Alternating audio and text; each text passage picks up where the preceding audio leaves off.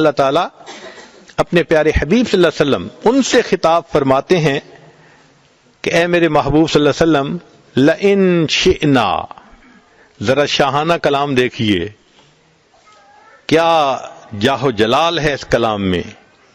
لئن شئنا، اگر ہم چاہیں، لنذهبن بالذی اوحینا الیک، ثقیلہ کا صیغہ استعمال کیا، تاکید کا آخری درجہ. اگر ہم چاہیں تو ہم نے جو علم آپ کو عطا کیا ہم سب آپ سے واپس لے لیں. یہ خطاب سید المرسلین سے ہو رہا ہے. اللہ کی عظمت پہ ذرا غور کیجئے. لئن شئنا لنذهبن بالذی اوحینا الیک. اور دوسری جگہ ایک آیت میں عمل پہ ناز کی جڑ کاٹتی، فرمایا اے میرے محبوب صلی اللہ علیہ وسلم لولا ان ثبتناک، اگر ہم آپ کو ثابت قدمی نہ دیتے، استقامت نہ دیتے، دین پہ جمائے نہ رکھتے، عمل پہ کھڑا نہ رکھتے، لولا ان ثبتناک لقد کدت ترکن الیہم شیئا قلیلا، تو آپ ان مشرکین کی طرف تھوڑا سا مائل ہوتے. نتیجہ کیا ہوتا؟ اذا لأذقناک ضعف الحیات وضعف الممات ثم لا تجد لك علینا نصیرا. اب ان الفاظ کا ترجمہ نہیں میں کر سکتا، ہمت نہیں ہے ترجمہ. عجیب ہے یہ آیت. ہے کوئی ماں نے بیٹا جنا جو اپنے علم اور عمل پہ ناز کرے جب اللہ اپنے حبیب صلی اللہ علیہ وسلم کو یوں خطاب فرما رہے ہیں؟ تو اس لیے جو نیکی کر رہے ہیں اس کا بھی غم کہ اب اللہ اس کو قبول فرما لیجئے. کوالٹی تو اس کی ایسی نہیں ہے، بس آپ اپنی رحمت فرما دیجئے. ایک چوتھا غم ہے، اس کو کہتے ہیں سوء خاتمہ کا غم. وہ بھی ہر مومن کو لگا ہوا ہے. کس کے پاس گارنٹی ہے کہ آخری وقت میں ایمان کے ساتھ دنیا سے چلے جائیں گے؟ کوئی کچھ نہیں جانتا اپنے انجام کے بارے میں، اللہ کو معلوم ہے. یہ وہ غم تھا جو ہمارے اکابر کو تھا.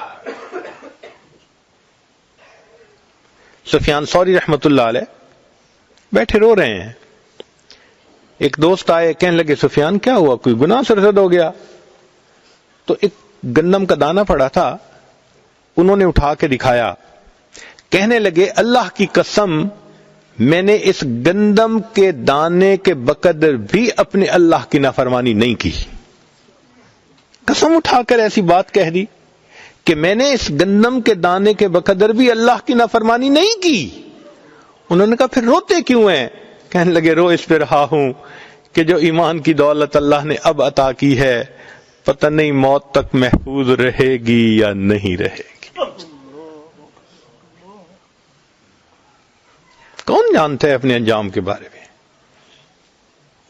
کتاب میں لکھا ہے کہ نبی علیہ السلام کے پاس جبریل علیہ السلام آئے اور دعا مانگنے لگے. کانپ رہے تھے.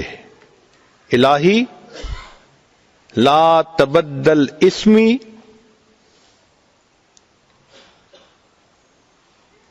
لا تغیر اسمی ولا تبدل جسمی. اے اللہ میرے نام کو نہ بدل دینا اور میرے جسم کو کسی اور کام پہ نہ لگا دینا. تو نبی علیہ السلام نے پوچھا جبرائیل کیسی دعا مانگ رہے ہو؟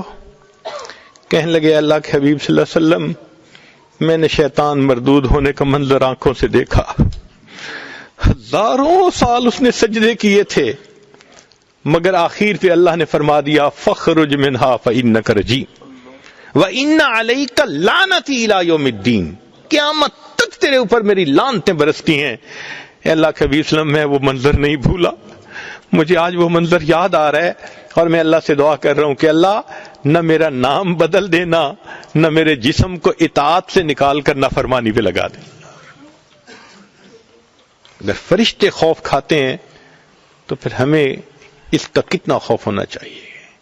اس لیے علماء نے لکھا ہے کہ بعض ایسے گناہ ہوتے ہیں کہ جو آخری وقت میں جا کے ریفلیکٹ ہوتے ہیں.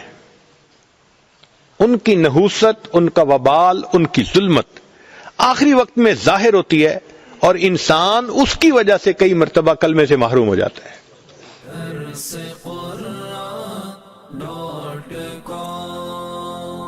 www.darsequran.com